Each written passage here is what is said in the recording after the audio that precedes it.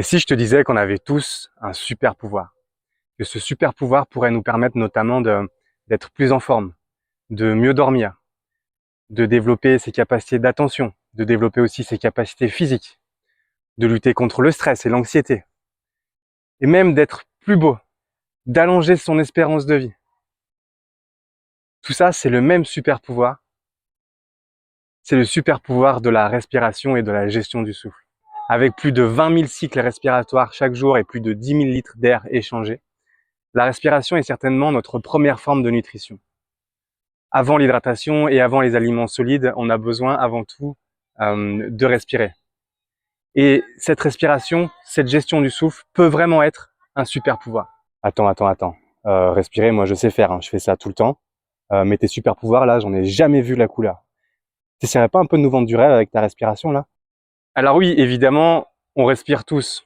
On sait tous respirer. Mais le problème, c'est que arrivé à l'âge adulte, on le fait tous plus ou moins mal. On est à peu près 90% de la population adulte à présenter un trouble ou un autre de la respiration, avoir une respiration qui est dite dysfonctionnelle, c'est-à-dire qui répond pas à tous mes besoins. Si j'ai une respiration qui est optimale, je vais pouvoir améliorer tout un tas de choses. Mais si au contraire elle est un petit peu décalée et qu'on s'en rend même pas compte, au lieu d'être un super pouvoir, ça peut être une super emmerde. Attends. Donc là, tu es en train de me dire qu'on respire tous mal. Mais ça veut dire quoi? C'est quoi les impacts réels? Alors les impacts d'une respiration dysfonctionnelle, ça peut vraiment être vaste et varié en fonction de chacun et en fonction du niveau de dysfonctionnalité de notre respiration.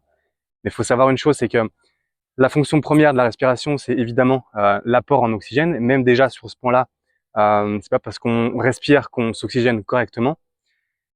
Mais la deuxième fonction, et peut-être la fonction aussi importante de la respiration, c'est sa régulation du système nerveux. Et si j'ai une respiration qui est déréglée, mon système nerveux autonome, lui, l'est aussi.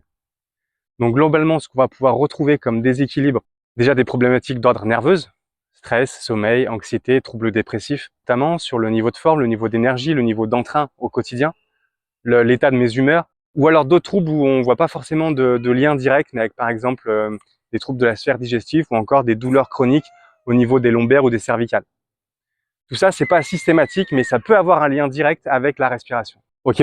Mais du coup, il faut faire quoi? Est-ce qu'il faut complètement réapprendre à respirer? Alors en fait, oui, ça va être un peu ça. Va falloir quelque part réapprendre à respirer.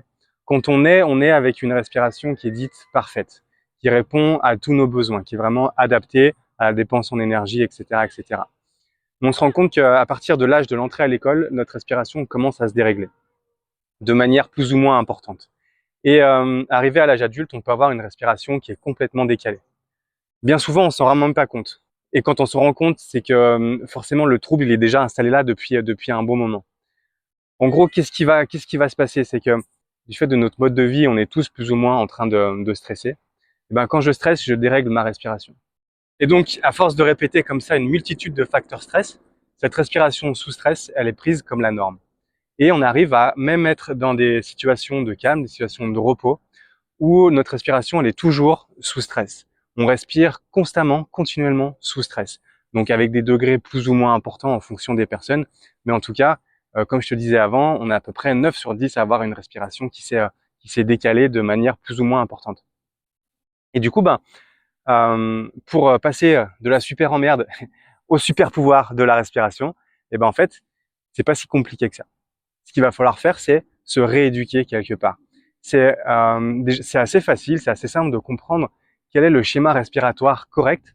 Après, la difficulté, c'est de réussir à changer ça. Ce qu'on cherche à faire, c'est que notre respiration inconsciente, celle qu'on utilise sans avoir à y penser, elle soit fonctionnelle, elle réponde au mieux à tous mes besoins.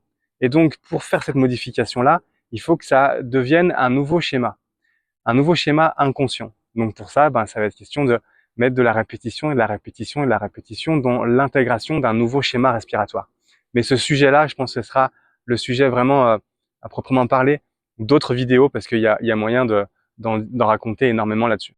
Ok, donc si j'ai bien compris, on a tous en nous des ressources qui nous permettent d'aller mieux, d'être plus en forme, d'améliorer nos capacités physiques, notre sommeil, nos humeurs, notre état d'anxiété. Ces ressources-là, elles sont gratuites, disponibles 24 heures sur 24, et on ne les utilise pas. C'est bien ça que tu es en train de me dire? C'est exactement ça. la respiration, c'est comme si on avait un outil formidable à notre disposition et qu'on l'utilisait même pas. Et au contraire, on le sous-estime tellement qu'il devient même néfaste pour nous. Donc moi, ce que je t'invite à faire, c'est te poser la question de savoir comment est-ce que la respiration, elle peut t'aider. Est-ce que la respiration que tu utilises au quotidien, même quand tu n'y penses pas, est-ce qu'elle répond à tous tes besoins?